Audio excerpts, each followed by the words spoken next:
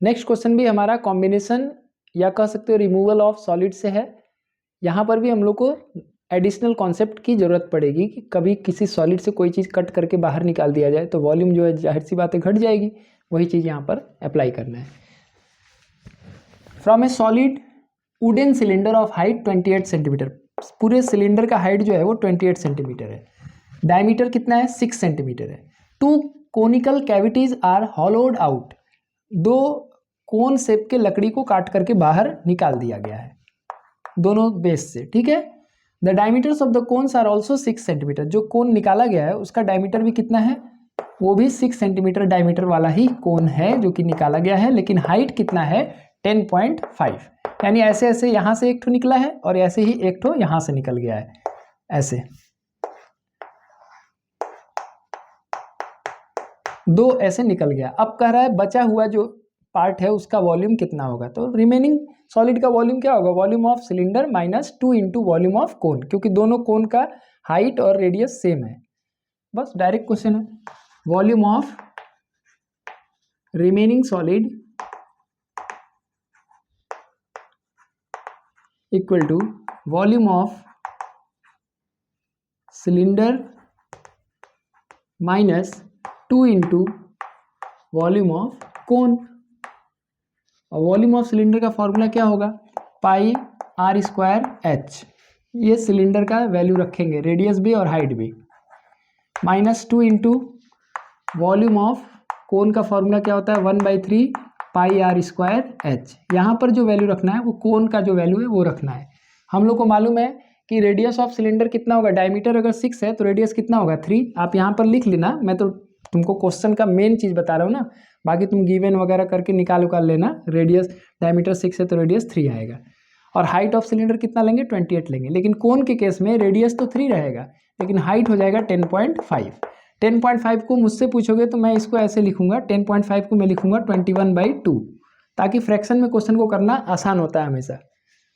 तो ये वैल्यू क्या हो जाएगी, पाई इंटू रेडियस कितना है 3 इंटू 3 और हाइट कितना है 28, माइनस 2 इंटू 1/3, पाई का वैल्यू पाई रहने दो, और रेडियस कितना लोगे तुम 3 लोगे, 3 इंटू 3 और हाइट कितना लोगे 11/2,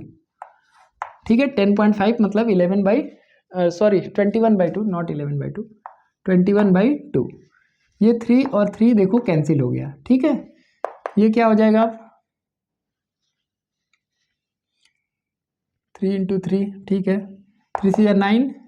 9 इंटू 28 पाई, माइनस इसको मल्टीप्लाई कर लो, 21 3 जा 63, 63 2 जा 126 पाई बाई 2, यहाँ से कॉमन ले सकते हैं हम लोग पाई, ये हो जाएगा 28 इंटू 9, कितना होता है 28 इंटू 9, चलो अभी फ्रैक्शन ले लेना, 9 इंटू 28 माइनस 126/2, पाई बाहर निकाल दिया मैंने, पाई का वैल्यू हो जाएगा 22/7 और अंदर एलसीएम हो गया 2, 2 इससे मल्टीप्लाई हो जाएगा, 9 2 जा 18 इंटू 28 माइनस 126, कर लो भाई, 28 इंटू 18 करो, 8 8 जा 64, 6 8 2 जा 16, 16 प्लस 6 22, 8 and 2 4 10 1 504, 504 में से 126 को हटा दो, 8 हो गया, 7 हो गया, 378 हो गया, तो 22/7 इंटू 378/2, 2 11 जा कट गया,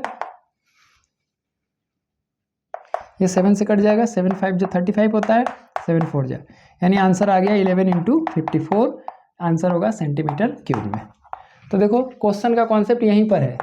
यही इसका कॉन्सेप्ट है, इसके बाद कोई भी बच्चा कर लेगा, वैल्यू केवल रखना है, क्योंकि रेडियस 3 रखना है और हाइट, गलती क्या हो सकता है जल्दीबाजी में, मान लो हाइट इसका 28 रखे उसका भी 28 रख दे तो खेल ही गड़बड़ हो जाएगा। दूसरा गलती हो सकता है यहाँ 2 कोन रिमूव किया गया, तुम केवल एक कोन को रिमूव किए तो भी गड़बड़ हो जाएगा। थोड़ा ध्यान से करोगे तो मेंसुरेशन डिफिकल्ट नहीं है, बस खाली फॉर्मूला अप्लाई करना है, और फॉर्मूला भी ऐसा नहीं है कि तुम कंफ्यूज हो रहे होगे तो 1-2 बार लिख लो, आराम से लिखो, दिक्कत नहीं होगा। एग्जाम से पहले एक बार लिख लेना,